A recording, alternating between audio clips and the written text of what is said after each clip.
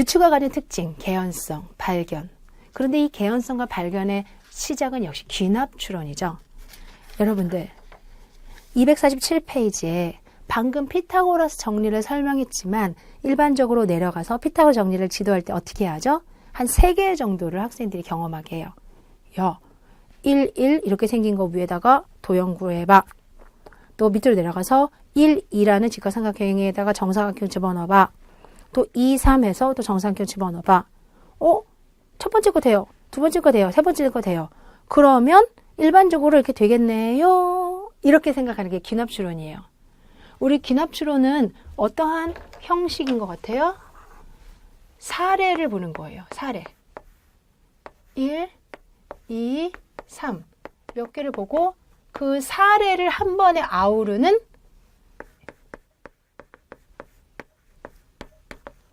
일반화.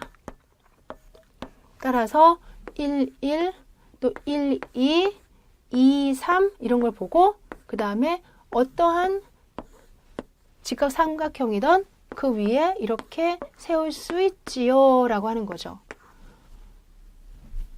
위로 올라갑시다. 폴리아는 완성된 수학 발생 과정의 수학 이런 이야기를 했어요.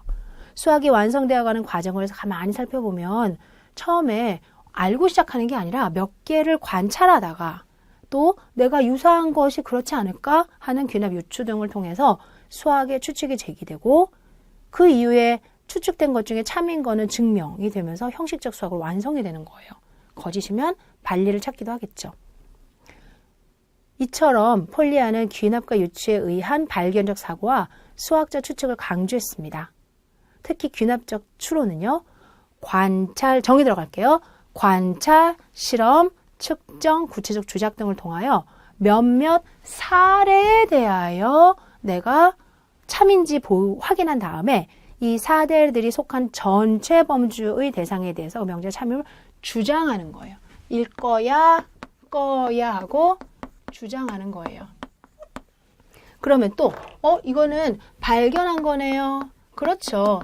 따라서 참이라고 말하는 거는 그 이후에 또 해야 되는 거죠. 저 이후에 연역 추론을 통해서 그것이 참임을 확인해야 완성이 됩니다. 중요한 건 연역 추론까지 가는 것도 중요하지만 와 이런 과정을 통해 얘를 발견했다. 어때요? 폴리아가 말한 발생 과정의 수학 경험할 수 있겠죠? 그래서 학생들한테 귀납 추론을 살펴본 결과 직각삼각형, 특수한 직각삼각형 1, 2, 3을 통해서 C제곱은 A제곱 플러스 B제곱이다를 발견하게 된 거죠. 다음 페이지로 갑니다. 위의 과정이 바로 귀납 추론이에요. 관찰을 통하여 3개의 특수한 직각삼각형에 대해 어떤 명제가 성립함을 보인 다음에 이 3개의 특수한 직각삼각형에 속하는 전체 범주인 일반적인 직각삼각형에 대해서 그 명제 성립함을 주장하는 거죠. 그러나 귀납 추론에서 주장된 이와 같은 명제는 수학적 추측이라고 할 수 있어요. 그 결과 수학적으로 참여 명제가 되기 위해서는 증명을 필요로 합니다. 증명이 된 추측만이 수학적 정리가 될 수 있고 아래에 보니 피타고 정리에 대해서 교과서에 있는 증명이 소개가 되어 있습니다. 오른쪽 페이지. 귀납 추론은 수학적 사실을 발견하는 중요한 수단이에요. 여기에서 수학적 사실은 수학적 추측에 불과하지요. 하지만 그래서 귀납 추론에 의해서 발견된 수학적 추측은 증명을 통해서 비로소 수학적으로 참여 명제로 완성이 될 수 있어요. 우리가 강조해야 될 것은 귀납 추론은 뭐의 도구다? 수학적 발견의 중요한 도구다. 유비 추론은 뭐의 도구다? 수학적 발견의 중요한 도구다.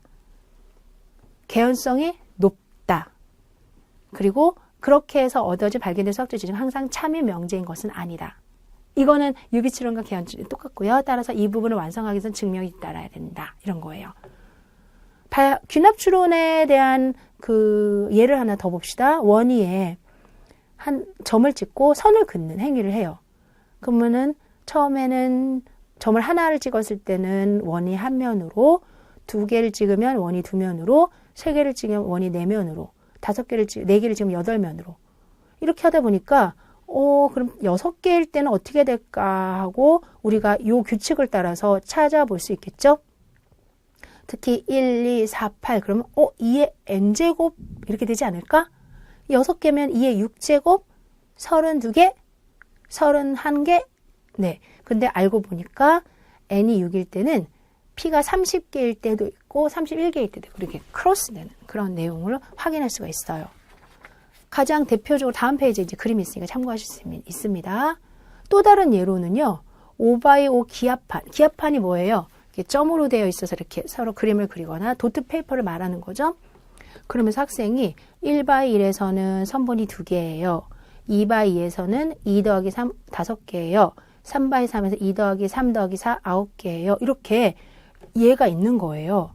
그래서 5x5는 이렇게 될 거야 하고 딱 봤는데 오른쪽에 보니까 어때요? 총수가 20개가 아니라 19개. 왜? 중간에 겹치는 부분이 보여요. 따라서 A 학생이 5x5 정사각형에 자신이 발견한 규칙을 적용한 것은 선입견이나 부주의 등으로 인하여 관찰의 사례를 간과하고 일반한 건데요. 이처럼 유비추론, 귀납추론 할 때는 발견, 추측, 단 개연적이다. 오류가 있을 수도 있다. 여기까지 꼭 보셔야 되는 거예요. 위의 예들로부터 알 수 있듯이 귀납추론은 수학적 발견의 중요한 수단이며 개연성이 높은 추론 방식이긴 하지만 수학적 참을 절대적으로 보장하지는 않습니다. 따라서 귀납추론에서 발견된 수학적 주장이나 수학적 추측에 대해서는 반드시 증명을 통해 수학적 참을 확인하려는 시도를 해야 된다라는 이야기를 꾸준히 하고 있어요.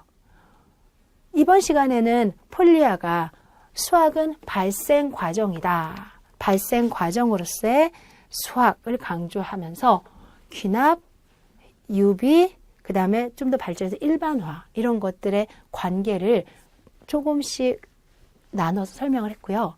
그리고 이후에 문제 해결의 전략을 설명했어요. 전략 부분은 개인적으로 하시고 질문하시면 되고 유비추론과 귀납추론의 공통점 뭐다? 발견, 추측, 개연성, 참임을 보장하지는 않는다. 하지만 그 이후에 연역추론을 통해서 참임이 완성돼야 한다. 네, 이로써 문제 해결과 관련된 내용을 한번 쭉 훑어보았습니다.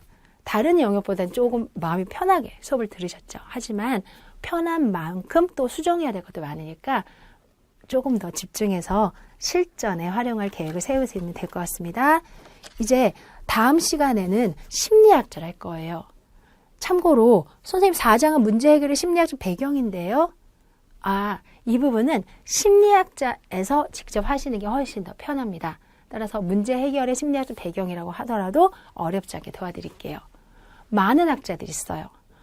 피아제, 브루너, 오스벨, 게스탈트 이론, 손다이크, 그다음에 프로이렌탈, 바닐, 라카토스 등 되게 많은데 우선 우리 폴리아의 문제 해결의 심리학적 배경이 손다이크와 게스탈트를 4장으로 해서 읽고요. 공부하고요. 그리고 제5부에 수학학적 심리학자 피아제, 브루너, 비고츠키, 스캠프틴즈, 오스벨, 가네를 한번 공부해 보도록 하겠습니다.